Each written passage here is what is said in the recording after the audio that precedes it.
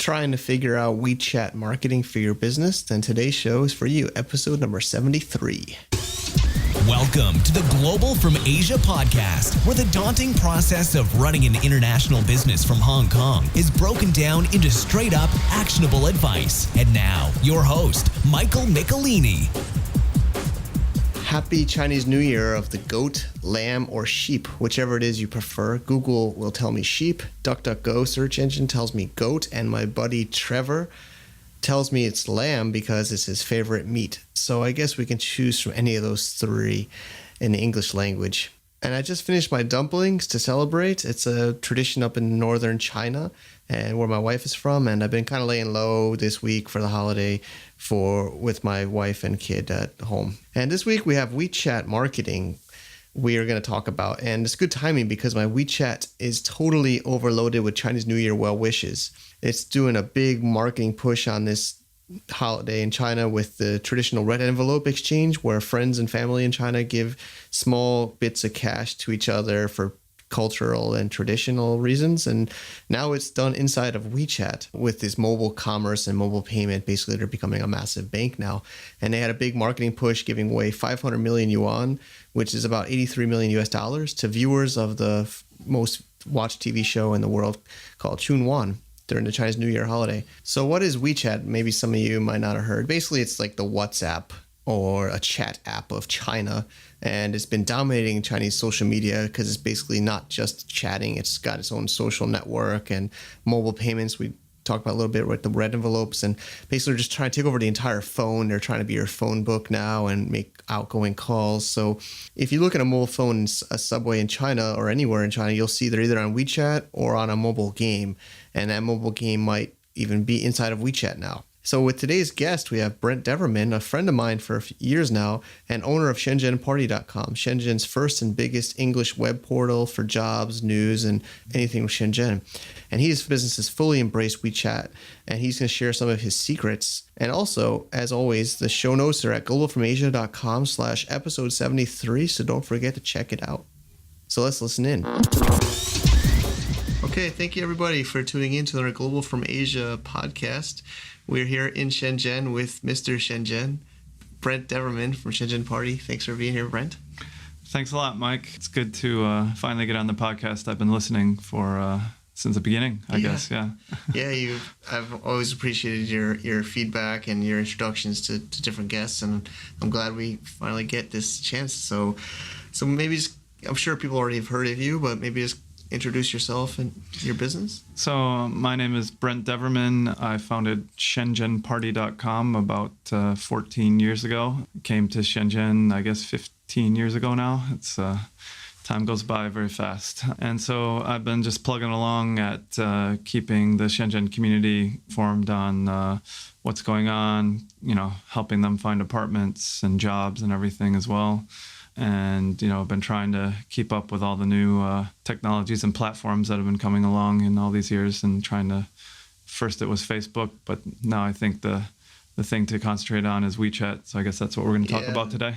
Yeah, exactly. That leads into our topic of WeChat marketing. And, I think we'll talk about this later, but it's not just China, but I think especially in China, I would say it's taken over social media and even the internet and the phone and everything. But yeah, maybe you can explain what you think of what's happening with WeChat here. When WeChat first came along, I was kind of like, oh no, not another chat program. But I actually started using it because I knew I had to market my ShenzhenParty.com through it, and it really started growing on me, and I started liking it a lot more than some of the other apps, such as WhatsApp. And then, of course, by that time, Facebook was not accessible. So in using it, I kind of found out that, they started out as just being chat and group chat and stuff. And then they started adding other features. At some point, they added kind of these WeChat pages that companies could do. And you can kind of think of it as a Facebook page, but it's not exactly the same. And we've started our own Shenzhen Party WeChat page about a year and a half ago or something like that. Okay. Mm-hmm. Yeah, it's interesting, all these social media tools in China or platforms. They're kind of mashups of Western platforms, but never exactly the same. But it seems like WeChat is totally different. I mean, maybe it started out as a WhatsApp, but now I think people don't even know it, probably listening, that aren't in China yet, but it's a whole social network inside the phone. So how has it affected Shenzhen Party? I mean, I know Shenzhen Party is one of the most trafficked websites here in the English community, and curious to hear. Well, I mean, first, WeChat was one of the few kind of Chinese apps that was in English and had an English version. So, I knew we had to adopt it, especially when they started coming out with pages for companies. And so we kind of started out publishing, kind of a weekly WeChat where we'd highlight some of the stuff going on the website and some events and stuff. But, we quickly realized that, weekly is not even enough. People are on their phones all the time, and we could be doing it daily, and people would appreciate it because they're always looking for the next restaurant, or they want to know what's the latest news. So in the end, we're publishing 5 days a week, and with the WeChat pages, you can publish 1 post per day, and each post can have 8 entries inside that post. And those posts are kind of WeChat does its own kind of content management system, its own platform, and so you have to use their back end to produce your content, and you can add a lot of different formatting and graphics and video and all those kind of things. But what you can't do a lot of is link inside it. So they've taken a lot of the HTML technologies, but they've taken some of the basic parts of the internet out of it, Yeah. And so it's quite interesting because it's, really becoming its own kind of sub-internet that's not really, at least it wasn't really searchable, but now they're adding search functionality on Tencent is the owner of WeChat, and they're adding the search functionality to it because they have that technology. So I think maybe take a little bit of a step back. I think some listeners know of WeChat, and it's a complicated beast. I mean, it looks simple at the beginning because you just chat to your friends, but Brent's talking about pages. So some people might not even really still know what a page is. So I think maybe we'll break down a few different parts that hopefully we know all of it, or we're going to share all of it. I mean, I think we have to give a full disclosure. When you're listening to this, even a month later, it might be old. Things are changing so quickly here. So I think there's a normal or personal account, right? That's the first one. I mean, everybody gets just that. registers that and then starts joining some groups usually. And then the next one would be the subscription account, which is what I use for Shenzhen Party, where you can publish 1 post a day, as I mentioned before. And that's used a lot by media companies, bars, restaurants that want to promote their new specials and stuff. Then there's a service account, which is more kind of aimed towards, I guess, e-commerce and large companies that are providing support through WeChat. And then a new one that's come along, I think, is an enterprise account, and I'm still a little bit fuzzy on that one, but I think it's kind of for companies that want to do internal communication and maybe coordinate with their departments and things like that. Yeah. So I think really the main one, like you use subscription account, I think most people should probably focus on a subscription account because we're doing this in English and probably a lot of Westerners are listening. Maybe we can also talk about how do they open one. Who can open one? You have one with your business, Shenzhen Party. Maybe you can talk about that process and give some advice for others that might not have one yet? Yeah, I mean, as this phenomenon has taken off, it used to be easy where everybody could just register a subscription account. You could start publishing. That was the original thing, but then they've started to restrict who can have these accounts and how to register them, and you need to provide a lot more documentation now. I think a lot of these subscription accounts, you actually need to have a company set up in China that you associate it with. Then you can pay, I think we had to pay about a 300 RMB fee. That is probably a yearly fee from what I understand. And then you're able to have this account, say it's a verified account, publish to it, and you get some extra things like when you visit that account page, you'll get some extra menus that you can have, and you can set up custom menus to allow you to see the latest events on Shenzhen Party, or we have a list of Mandarin schools on our WeChat account that you can study Mandarin, stuff like that.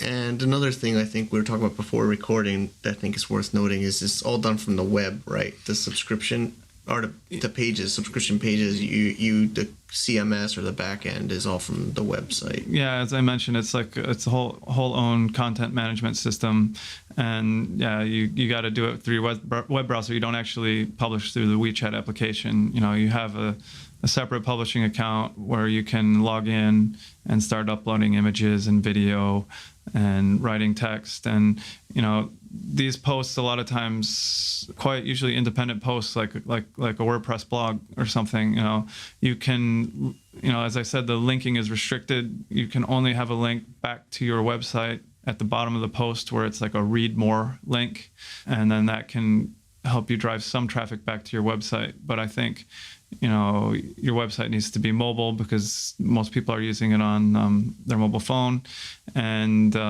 you need to really, I think, that's used a bit, but not as much as you'd like it to be used because the platform's kind of set up to keep you on the platform. I mean, it's almost in line with like we don't want to get political here, but the Chinese internet is like a separate world from the rest of the world, and now WeChat is its own like internet inside of the internet, or at least a mobile phone, and they're really trapping everyone inside their system. And I don't think many people click that read more button right at the bottom. Probably. Yeah, but what's interesting is that you can get some statistics about how many people have read that post. There's even a rudimentary like button there where you can say that you like the post.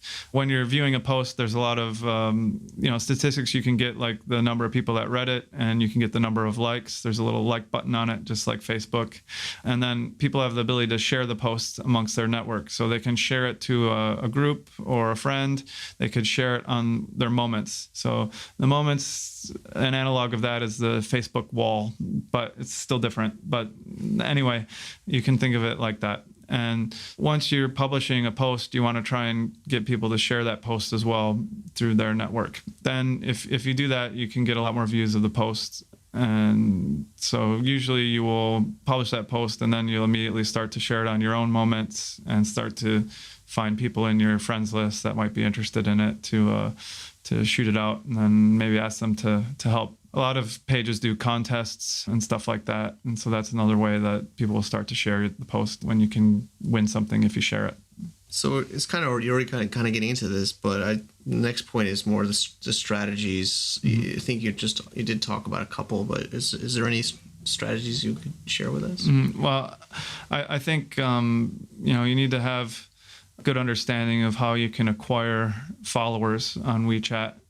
They're called followers, I guess, not fans necessarily. And so those followers can come from a few different ways. They can search for your brand in the WeChat search engine, and it will show up the account there, and then they can follow you. You can also share a page to somebody else, to a friend, to a group, and then people can click on it and follow. And then also, the surprising thing is the way that we get the most followers is by scanning the QR code. And from my Western point of view, I thought QR codes would be here temporarily and they would go away, but it's become so big because of WeChat that everybody's used to scanning it. And so almost every restaurant and bar you go into is going to have their QR code printed out somewhere so that you can scan. And a lot of companies will do contests or give you a discount if you scan the QR code. For Shenzhen Party, we're putting the QR code on our website and our newsletters. You can even put it at the bottom of your WeChat post, because even though you're viewing the post on your phone, and you're like, okay, how do I scan a QR code that's on my phone? Yeah. Well, what WeChat did is that, you tap on the image to zoom the image so you can see the image full size. Then you tap and hold to get the menu, and that menu will allow you to, save the image or whatever. And if it's a QR code, it detects it, and it says scan QR code. You have an extra menu item, right? So that's a little tip of how to scan your QR code when you're on your phone and not with a camera. You just taught me that one. It works on Android too. So. Yeah, iOS or Android. Yeah, that really is like how I grow the traffic the most, is from scanning of the QR code, and it's really surprising to me because I didn't think that would be the way. I thought maybe people would be sharing the account or whatever, things like that. Yeah. I mean, you also do some offline events like the wine and cheese, and you I think the acronym is O2O, or online to offline, or offline to online, and kind of bridging the internet and the physical world. So maybe that's a reason. Yeah. I mean, we try to have it displayed in our events and stuff, and on our printed material, things like that. I wore a T-shirt for Social Agent with the big QR code. Yeah. And I've seen people print maybe the Shenzhen Party is playing cards. Playing cards With every single card a different QR code. Different QR code, yeah. And they had sponsors pay for that, and they would distribute the playing cards out. It was a Chinese internet company. That's a very good idea. Yeah, this guy's really creative. And I think we should also discuss groups. I think we're both in too many to follow, but... Yeah, I mean, WeChat has the group function like a lot of the chat apps, and a lot of the small businesses are using groups for marketing. So some of those smaller restaurants that are just starting out will create a group, and I mean that can be also a good way because you can have a conversation with the people that are fans of your product. And at one point the groups were limited to like 100 people. They've started to change the rules and make ways that more and more people can join the group. So I've seen groups going past 400 and things like that. But I mean, they end up becoming not so manageable. Also, one thing I did forget to mention is when you have a WeChat page, people can also reply to your WeChat page. True. And so you can still have a conversation through your WeChat page with your followers. You kind of have groups or WeChat page, but groups are like the more informal way of doing it. And the WeChat page is the formal way, I guess. True. Mm-hmm. I think there's even ways that you can target certain followers in your page and send messages to different... Yeah, we don't usually do that, but you can create groups within your page. And, I think it's possible now to say send a post only to females that follow you, or only to males maybe. There's some demographic stuff that you can do. I mean, they have a lot of good statistics in the back end of your followers, and each post you can see how many people viewed it and kind of see a graph of its performance over time. And so, you can get some good insight to those followers. And I think because they have a API, there's a lot of companies that are starting to make extra tools to help you analyze that and optimize those things. So I think this goes towards the end is the future. What do you see with WeChat, or with this, the way things are going is so fast, it's hard to predict or keep up, but what are you seeing and thinking? Well, I mean, it's always changing very quickly, but I mean, just last year they added e-commerce functions, and you can link bank accounts and credit cards with it. And so now companies are finding ways to mobile commerce, and even the WeChat's enabling that, where you can list products and accept money for those products. So I think that's going to be bigger and bigger. I mean, there's a lot of crazy functions in there. Like you can book a taxi through WeChat and stuff, and then pay for it. And they have a function where you could be at dinner and just send somebody money to pay them for the dinner and things like that. So they're really making it a central hub for lots of functions, and it should be a little bit confusing, but it still works though. People are using those functions, I think. And then they're adding these kind of APIs to, like, there's a JavaScript API where they're adding functionality like voice recognition that isn't even really in a lot of websites now. So you're going to be able to make some pretty complex apps inside WeChat with your website or brand. True. And then on the mobile commerce, I want to put I was in my honeymoon last year when it came out during Chinese New Year, and Wendy, my wife, was going crazy with the red envelopes. So it's like that's how they released their mobile commerce, was everybody sending money to each other through these red envelopes. Those are familiar with Chinese culture, and it got, at least the Chinese, maybe not, I don't think it got me or you to get up, but all the Chinese were sending money to each other through these red envelope things, and it was, I remember, pretty amazing way to get everybody to take it over. Yeah, I mean, it was a great marketing ploy to get people to link their bank accounts, right? Because if somebody links their bank accounts and then sends you money, you want to receive it, so you got to link your account, and that was very smart of them. Yep.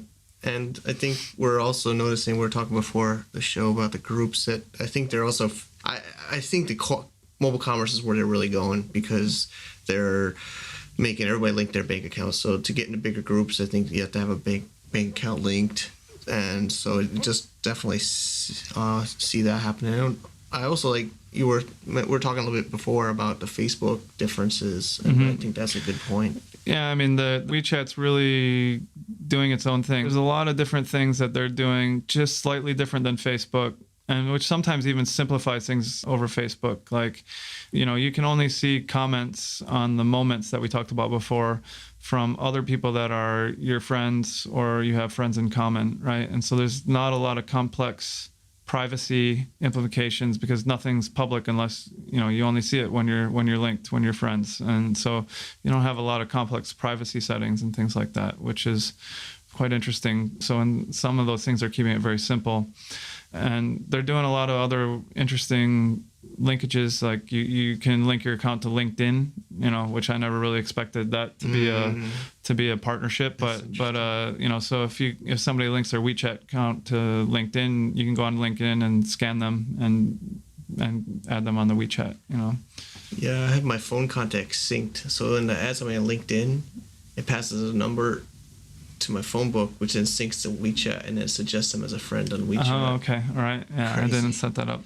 Yeah, I have no privacy, so my they're trying to take over my contacts, but I mean, I let LinkedIn and WeChat have my contacts, and they're syncing it all up. But it's really crazy. And also, I don't think we covered it here, but you were saying how Facebook kind of splitting up their apps. Yeah. Oh, that's right. Yeah, that was the other thing is I mean, like we said, WeChat's adding lots of functionality, and it's not that confusing, but where Facebook is putting separate messaging app, they have the Facebook app, and I quite don't understand it exactly, because I feel that when I'm using WeChat, and the moments things is much more fluid and addicting. You go into chat and then you check a moment and then you go back and forth, and I didn't really understand separating the Facebook feeds and the communicating, except that probably they want to be able to get the app out faster and stuff like that, and focus maybe, but it's really a completely different way of attacking these markets, the WeChat way and the Facebook way. A lot of people have been complaining about Facebook a lot with Messenger. It kind of push notifies. It's really intrusive, right? Oh yeah, you can't turn it off. Otherwise it yells at you. Yeah. Which I don't particularly like. Yeah.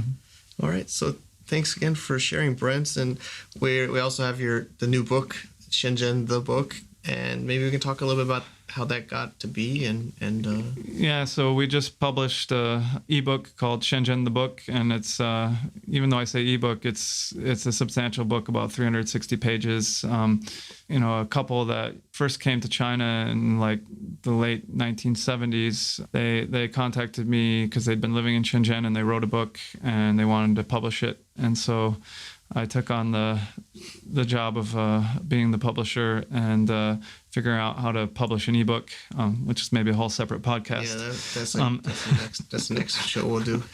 But if you go to www.shenzhenbooks.com, you can see some more information on that. Download a free chapter.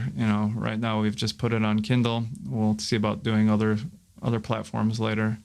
And it's got a lot of unique information because this couple's been living in China for so long. They're very versed in history of China, history of Shenzhen, and they hit all the landmarks very well. So you can really learn stuff even if you've been living here for a while. Yeah, I mean, I learned some. I'm still going through it. It's like you said, it's a massive book. But I was learning it. It's because it goes a lot of times for people like me. I'm more of on the business side, so I didn't go into the culture, but they really go through like the deep culture and the history and the places to go, and it's definitely, even for me, who've been here quite a while, was helpful. So thanks, Brent. And also, of course, everybody knows ShenzhenParty.com, but how can people reach out to you if they have questions? I guess since this show is about WeChat, I'd first request that you follow our Shenzhen Party WeChat page. So just search for Shenzhen Party, and then if you want to contact me through WeChat, you can search for my last name, Deverman, Deverman, and you will find me in WeChat there. Great. Maybe we'll also put the QR code in the show notes. Yeah, we should practice what we preach, right? Yeah, I don't know if that'll work, but maybe we'll test it out and people can let us know. And so thanks again, Brent, and thanks. We'll have to get you back on the show too soon. And no problem. Thanks a lot, Mike. Appreciate it. That's a wrap. Thanks, Brent, for coming on and being a regular listener and sharing of the show on your site and in your network. I always appreciate it, and I hope everyone else did too. And he will be giving away some free select section of that book, Shenzhen the Book, if you hop over on the show notes at globalfromasia.com/episode 73. So check that out. I just finished actually reading Shenzhen the Book, and honestly, even though I've been here for 7 years, I learned a bunch of new things. And for those just getting over here, it's definitely going to teach you a ton of things, and I do wholeheartedly recommend it. Also, there's going to be the QR codes there. You can scan his and follow Shenzhen Party on WeChat. Or this show, I have a new one I'm working on, and I'm kind of just still experimenting. If you want, and I made a QR code too, and I just learned after this Chinese New Year holiday that it can be more than just a QR code. It could be a graphic, a name card. So I'm going to put a couple other examples too, so you guys can look at that and get some ideas. So thanks again, Brent, and for sharing. Next week, we're going to go into Hong Kong business again. We're going to talk about running multiple businesses inside of a single Hong Kong Limited. And I'm excited. That is something I didn't figure out for a while, and I think maybe a lot of you might not have known about. And Happy New Year for the GOAT. I'm going to call it a GOAT. And let's make big things happen in 2015, both the Chinese calendar New Year and the Western. Let's go.